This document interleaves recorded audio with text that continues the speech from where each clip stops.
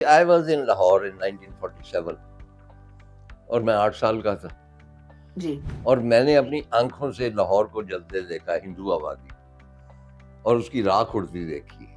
There were thousands of families in Shalmi کیونکہ they thought it is going to India.